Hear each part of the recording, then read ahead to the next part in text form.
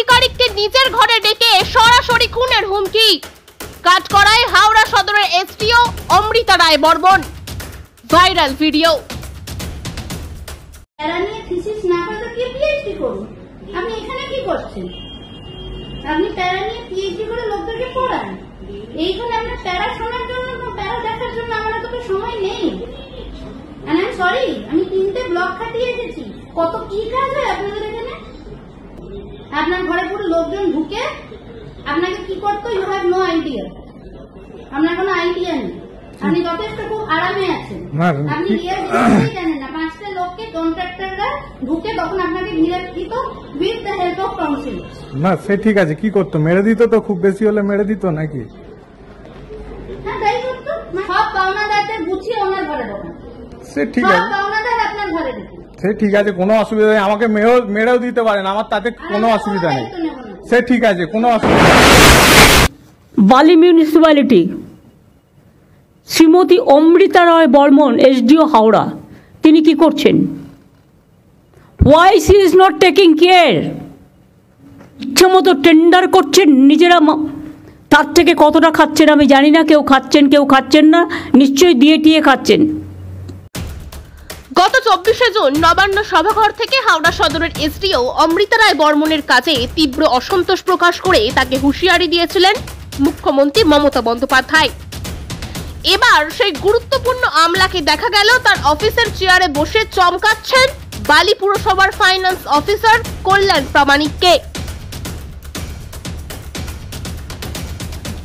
কল্যাণবাবুর অভিযোগ, গত ফেব্রুয়ারি মাসের শেষে তিনি বালি পুরসভার অর্থ দপ্তরের এফও পদে নিযুক্ত হন।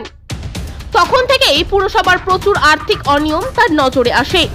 সেই সময় তিনি ফাইলে সই না করে নিজের নোট দিয়ে দপ্তরে ফেরত পাঠান। তিনি বলেন, এ নিয়ে ঠিকাদারদের সঙ্গে তার বিরোধ বাধে। তাকে পুরসভার ভিতরে বেশ কয়েক ঘন্টা আটকেও রাখা হয় বলে তিনি জানিয়েছেন। এরপর কল্যাণবাবু গুরুতর অভিযোগ করেন এসডিও অমৃতা রায় বর্মনের বিরুদ্ধে।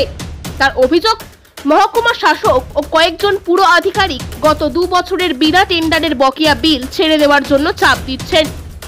প্রায় 2 কোটি টাকারও বেশি বিল আটকে রয়েছে পুরসভায়। এরপর এসডিও নিজের অফিসে ডেকে পাঠান কল্যাণ প্রামাণিককে। সেখানে পুরসভার অন্যান্য আধিকারিক ও অর্ধস্তন কর্মীদের সামনেই তাকে ধমকাতে চমকাতে দেখা যায়। এমনকি তিনি খুনও হয়ে যেতে পারেন বলে জানিয়েছেন অমৃতা রায় বর্মন।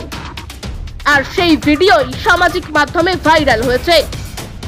এমনকি বালি পুরসভার ওই অফিসারকে উত্তরবঙ্গে বদলিও করে দেওয়া হয়েছে। আপনি প্যারা নিয়ে পিএইচডি করে লোকদেরকে পড়ান। এইখানে আপনার প্যারা শোনার জন্য, প্যারা দেখার জন্য আমার তো সময় নেই। আই এম সরি, আমি 3টে ব্লক খাটিয়ে এসেছি। কত কি কাজ হয় আপনাদের এখানে? আপনার ঘরে পুরো লোকজন ঢুকে আপনাকে কি করতো, ইউ হ্যাভ নো আইডিয়া। আপনার কোনো আইডিয়া নেই। আপনি যথেষ্ট খুব আরামে আছেন। আপনি জানেন না 5টা লোককে কন্ট্রাক্টররা ঢুকে তখন আপনাকে ঘিরে দিত with the help of council. না সে ঠিক আছে, কি করতো? মেরে দিত তো, খুব বেশি হলে মেরে দিত নাকি? হ্যাঁ তাই করতো। তবে গোটা ঘটনার কথা অস্বীকার করেছেন গুরুত্বপূর্ণ এই আমলা। তিনি জানিয়েছেন, কল্যাণ প্রামাণিককে আমি কোনো প্রকার চাপ দিইনি। এই মেয়াদে আমার কাছে যে সমস্ত ফাইল এখনো পর্যন্ত এসেছে তার মধ্যে মানে ম্যাক্সিমাম ফাইলই আমি দেখেছি যে আমাদের যে সমস্ত ফিনান্সের অর্ডার আছে সেই সমস্ত অর্ডার ভায়োলেট করেছে।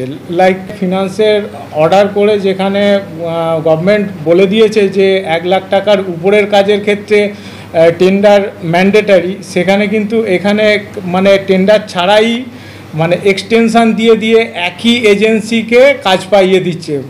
বারংবার এটা হয়েছে।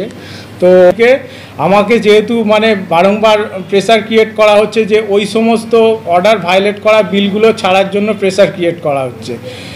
তো গভর্নমেন্ট অর্ডার অনুযায়ী এই কাজ এক্সটেনশান করা যায় না।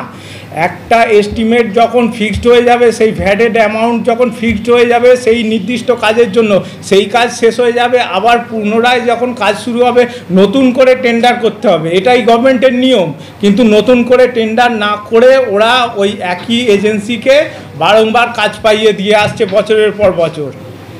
হুমকি দেওয়া হয়েছিল এবং তার প্রমাণও আমার কাছে আছে। শুধু আমাকে ডিস্ট্রিক্টে ডাকা হয়েছিল, এসডিও সদরে। তো ওনার চেম্বারে ডাকা হয়েছিল, সেখানে আমিও গিয়েছিলাম এবং আমার সাথে আমার অন্যান্য ডিপার্টমেন্টের যে সমস্ত আধিকারিকরা আছেন, ইঞ্জিনিয়াররা, তারপর ধরুন স্যানিটারি ইন্সপেক্টররা, ওনাদের সবাইকে নিয়ে একটা আলোচনার জন্য আমাদের ডাকা হয়েছিল। তো সেখানেও মূলত আমাকে ধমকি টমকি অনেক কিছু দেওয়া হয় এবং সেগুলোর প্রমাণও কোনো এমএলএ, এমপি, মিনিস্টার থেকে শুরু করে পুলিশ অফিসার, জেলা এসডিও, ডিএম থেকে শুরু করে আইসি থেকে শুরু করে কারো কারো অভ্যাস হয়ে গেছে আইসি হলে যতটা পারি ইনকাম করে নি, এসডিও হলে একটা সঞ্চয় করে নি, ডিএম যে কদিন থাকবো সঞ্চয় করে নি দেশে পাঠিয়ে দিই। এগুলো অনেক হয়েছে, আর করবেন না প্লিজ। এবার কিন্তু বড্ড চোখে লাগছে। বালি পৌরসভার অবস্থাও খুব খারাপ। যে